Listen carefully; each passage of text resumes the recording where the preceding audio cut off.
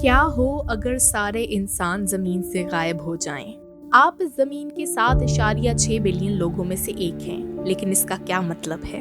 یہ 10 ہند سے ہماری پرجاتیوں کے سائز کی صحیح عکاسی کیسے کر سکتے ہیں؟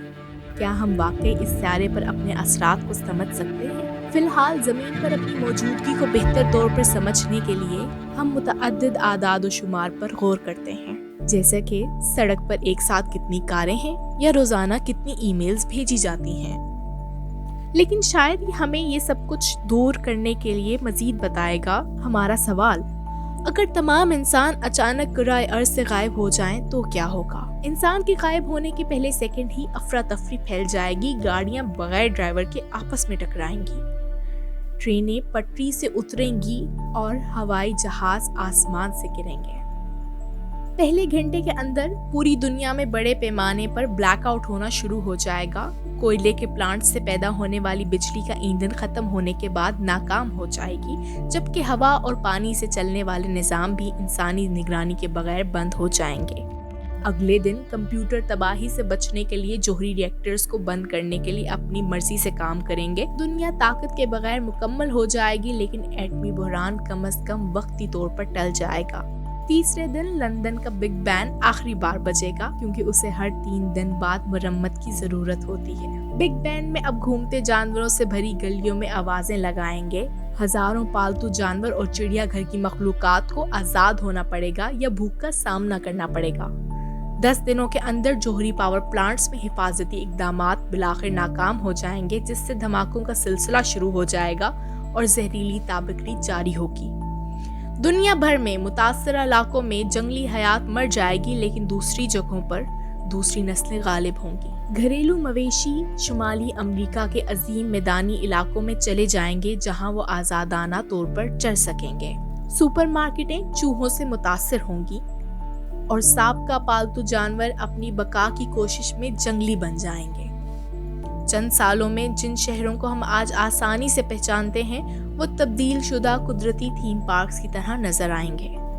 نیوکلیئر تابکری صاف ہو جائے گی اور شہری پھیلاؤ میں سبزیاں اگائیں گی۔ کائی گلیوں سے آگے نکل جائے گی، جبکہ درخت اور پھول لاوارث ٹاورز کے ساتھ ساتھ اوپر جائیں گے۔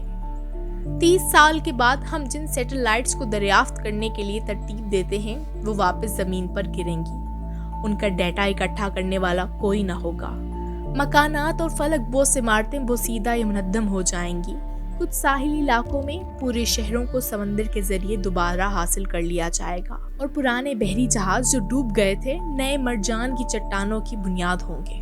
ہماری عدم موجودگی کے باوجود گلوبل وارمنگ مزید 40 سال تک جاری رہے گی۔ ہمارے چلے جانے کے بعد زمین کا درجہ حرارت مزید 6 ڈگری تک بڑھ جائے گا، لیکن اس کے باوجود ماحول میں تیزی سے بہتری آئے گی۔ 60 سال تک سمندری زندگی کئی دہائیوں کی حد سے زیادہ ماہی گیری سے تقریباً بحال ہو چکی ہوگی اور 150 سالوں میں ترقی کی منازل طے کرے گی۔